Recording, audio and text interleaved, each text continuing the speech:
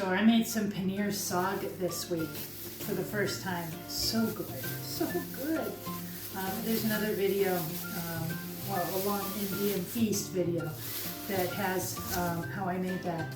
But of course, my thought went to how would that go in an omelet? So we're gonna make a Paneer Saag omelet. First time. All right. Of course, we need some cheese. I'm using white cheddar, my go-to. I like that sharp taste.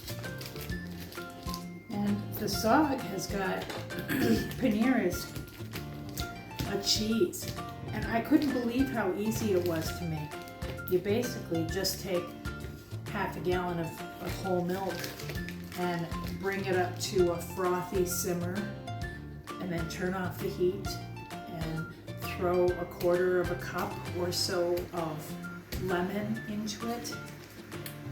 Give it a stir, cover it, and let it sit for 10-15 minutes. And the lime causes the milk to curdle, and the curds are what turn into the cheese. Then I put a little strainer in the sink with some cheesecloth in it and poured that all in. Let it cool for a few minutes so I wouldn't burn my little hands. And then kind of loosely wrung it out, and then put it between a couple pieces of cheesecloth and pressed it between a few plates with like a pot on top of it in the fridge for 4 or 5 hours, and it got nice and firm.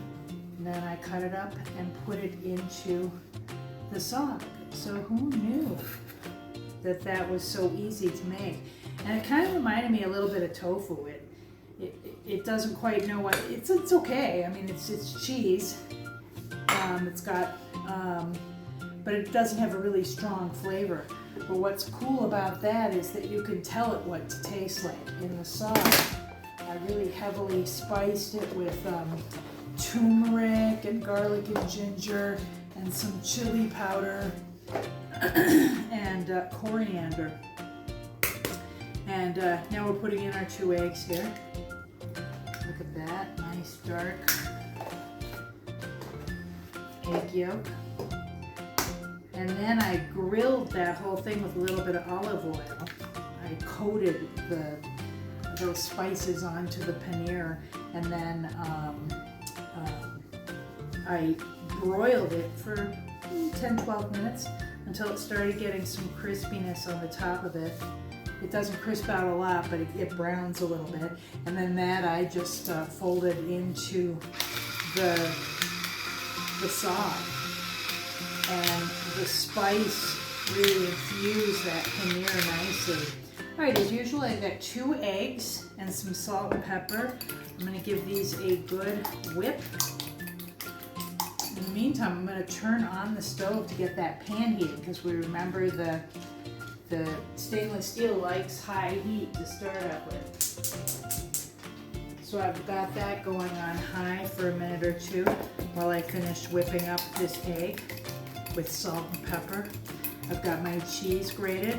I've got my saag on the stove. Oh my goodness.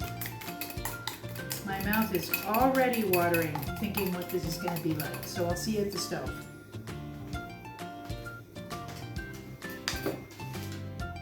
Okay, so we added in the whole milk the whole milk yogurt. And now I'm going to let this cook on for a little bit.